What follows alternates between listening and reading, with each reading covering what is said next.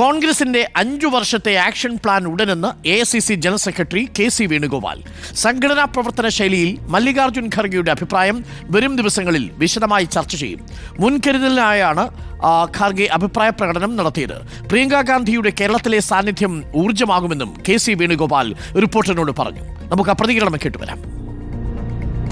തെരഞ്ഞെടുപ്പിന്റെ അവലോകനമാണ് അദ്ദേഹം നടത്തിയത്. മഹാരാഷ്ട്രയിലെയും ഹരിയാനയിലെയും ഒക്കെ പശ്ചാത്തലത്തിൽ പാർട്ടി സ്വീകരിക്കേണ്ട നടപടികളെക്കുറിച്ചുള്ള ഒരു മുൻകരുതലാണ് അദ്ദേഹം പറഞ്ഞത്. അതിന്റെ വിശദാംശങ്ങൾ വരും ദിവസങ്ങളിൽ മാത്രമേ ചർച്ച ചെയ്യൂ. കോൺഗ്രസ് ആക്ഷൻ പ്ലാൻ തയ്യാറാക്കുന്നുണ്ട്. വരുന്ന തെരഞ്ഞെടുപ്പുകളിൽ മാത്രമല്ല സംഘടനയെ അടുത്ത 5 വർഷക്കാലത്തേക്ക് മെച്ചപ്പെടുത്തുന്ന രീതിയിൽ സംഘടനാപരമായിട്ടുള്ള മുന്നൊരുക്കങ്ങൾ ശക്തമാക്കുന്നതിന് വേണ്ടിയിട്ടുള്ള വലിയ തീരുമാനങ്ങൾ ഉണ്ടാവും. തീർച്ചയായിട്ടും പ്രിയങ്ക ഗാന്ധിയുടെ സാന്നിധ്യം കേരളത്തിൽ നല്ല ചലനങ്ങളുണ്ടാവും.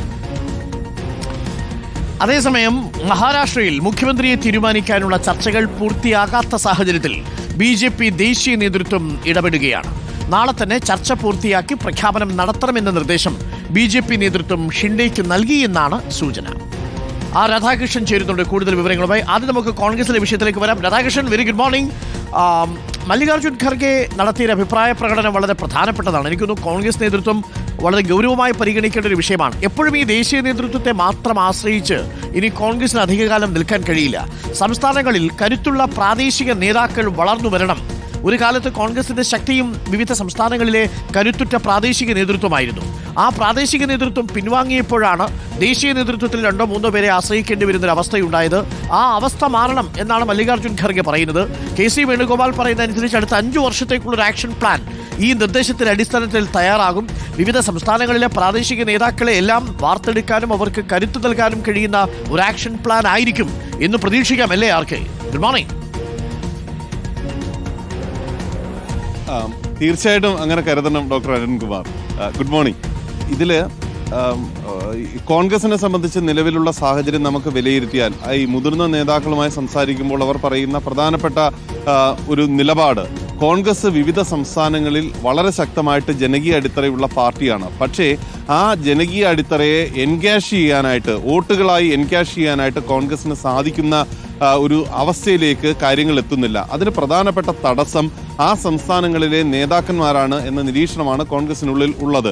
വ്യക്തിപരമായിട്ടുള്ള താല്പര്യങ്ങൾ മാത്രം മുന്നിൽ വെച്ചുകൊണ്ട് ഗ്രൂപ്പിന് ഉള്ളിൽ ഗ്രൂപ്പുകളും ഒക്കെ സൃഷ്ടിച്ചുകൊണ്ട് ഈ പ്രവർത്തിക്കുന്ന ഒരു രീതി കോൺഗ്രസിനെ സംബന്ധിച്ച് ജനാധിപത്യ പാർട്ടി എന്ന് പറയുന്നതിൻ്റെ ഒരൊറ്റ ലേബലിൽ മുതലെടുക്കുന്ന ഒരു സാഹചര്യമാണുള്ളത്. അതാണ് ഖാർഗെ ഇന്നലെ ചൂണ്ടിക്കാട്ടിയത്. ഈ തെരഞ്ഞെടുപ്പ് തോറ്റു കഴിയുമ്പോൾ ഈ തെരഞ്ഞെടുപ്പിന്റെ വോട്ടിംഗ് മിഷനുമായി ബന്ധപ്പെട്ടിട്ടുള്ള ആക്ഷേപങ്ങൾ കോൺഗ്രസിനുണ്ട്. പക്ഷേ ആ വോട്ടിംഗ് മിഷനെ കുറ്റപ്പെടുത്തുന്നതിനോടൊപ്പം സംഘടനാപരമായിട്ടുള്ള പോരായ്മകൾ കാണാതിരിക്കരുത്. ആ വോട്ടിംഗ് മിഷനെ മാത്രം കുറ്റപ്പെടുത്തിക്കൊണ്ട് മുന്നോട്ട് പോകുന്നതിൽ അർത്ഥമില്ല എന്നുകൂടിയാണ് ഖാർഗെ ഇന്നലെ പരോക്ഷമായിട്ട് സൂചിപ്പിച്ചത്. വളരെ നിശ്ചിതമായിട്ടുള്ള വിമർശനം കോൺഗ്രസിന്റെ സംസ്ഥാന ഘടകങ്ങളിലെ നേതാക്കന്മാർക്ക് വളരെ കൃത്യമായിട്ട് ഉൾക്കൊള്ളേണ്ട ഒരു നിരീക്ഷണമാണ് ഖാർഗെയുടെ ഭാഗത്ത് നിന്ന് ഉണ്ടായത്. ദേശീയ നേതൃത്വത്തെ അഥവാ രാഹുൽ ഗാന്ധിയെയും പ്രിയങ്ക ഗാന്ധിയെയും മല്ലികാർജ്ജുൻ ഖാർഗെയും ഒക്കെ പോലെയുള്ള നേതാക്കന്മാരെ മാത്രം ആശ്രയിച്ച് മുന്നോട്ട് പോകാൻ സാധിക്കില്ലെന്ന് അദ്ദേഹം വ്യക്തമാക്കുകയും ചെയ്തു. അത്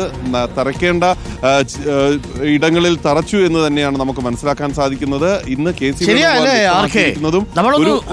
പ്ലാൻ ഉത്തർപ്രദേശിലേക്ക് നോക്കിയാൽ, അതല്ലെങ്കിൽ തമിഴ്നാട്ടിലേക്ക് നോക്കിയാൽ, അങ്ങനെയുള്ള സ്ഥലങ്ങളിലൊക്കെ ഒരു കാലത്ത് കോൺഗ്രസ് ശക്തമായിരുന്ന ഇടങ്ങളിലെല്ലാം കോൺഗ്രസിന്റെ പ്രാദേശിക നേതൃത്വം വളരെ വീക്കാണ്. ആകെ കർണാടകത്തിലാണ് പിന്നെയും അല്പം കരുത്തുള്ള സിദ്ധരാമയ്യയും DK ശിവകുമാറും ഒക്കെ ഉള്ളത്. മധ്യപ്രദേശിൽ കമൽനാഥ് ഉണ്ടായിരുന്നു, ആ കാലം പോയി. ഉത്തർപ്രദേശിൽ വലിയ കാര്യമായ സ്വാധീനം ഉണ്ടാവുന്നില്ല. പഞ്ചാബിൽ കാര്യമായിട്ടുള്ള കോൺഗ്രസ് നേതൃത്വമില്ല. അവിടെയുള്ള ക്യാപ്റ്റൻ ആണെങ്കിൽ മറുകണ്ഠം ചാടുകയും ചെയ്തു. അപ്പോൾ ചുരുക്കത്തിൽ കോൺഗ്രസ് അഭിമുഖീകരിക്കുന്ന പ്രശ്നം ഏത് സംസ്ഥാനത്ത് തെരഞ്ഞെടുപ്പ് നടന്നാലും രാഹുൽ ഗാന്ധി വരണം, അല്ലെങ്കിൽ പ്രിയങ്ക ഗാന്ധി വരണം എന്ന നിലയിലാണ്. അക്കാര്യങ്ങൾ മാറണമെന്നാണ് ഉദ്ദേശിച്ചതല്ലേ?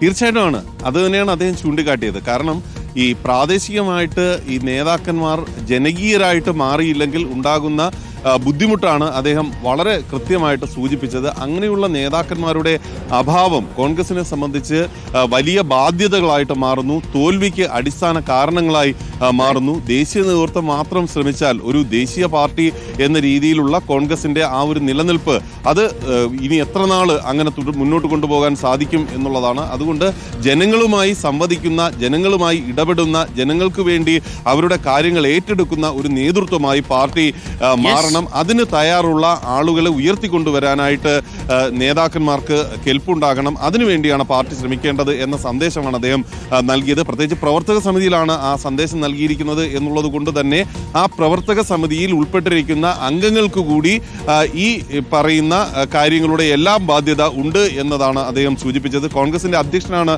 പറഞ്ഞിരിക്കുന്നത്. അതുകൊണ്ട് അത് വലിയ രീതിയിൽ തന്നെ ആ സമിതിയിൽ അദ്ദേഹം ഉന്നയിച്ച വിമർശനം വലിയ രീതിയിൽ തന്നെ രാഷ്ട്രീയമായിട്ട് വിലയിരുത്തപ്പെടേണ്ടതുണ്ട്. കോൺഗ്രസ് അംഗങ്ങൾ ഉൾക്കൊള്ളേണ്ടതുണ്ട്. തീർച്ചയായിട്ടും പ്രിയപ്പെട്ട പ്രേക്ഷകർ മനസ്സിലാക്കുന്നത് പോലെ കരിസ്മയുള്ള നേതാക്കൾ ഒരു കാലഘട്ടത്തിൽ കോൺഗ്രസിന്റെ ആവേശമായിരുന്നു വിവിധ സംസ്ഥാനങ്ങളിൽ. ഇപ്പോൾ കേരളത്തിൽ തന്നെ നോക്കൂ, കെ കരുണാകരൻ, ലീഡർ, അതേപോലെ നമ്മുടെ ഉമ്മൻചാണ്ടി, ഇവരുടെയൊക്കെ കരിസ്മയിലേക്ക് എടുത്തു വെക്കാൻ പറ്റിയ ഒരു പേരിപ്പോൾ കേരളത്തിൽ പറയാൻ പറ്റുമോ? ആരാ ഉള്ളത്?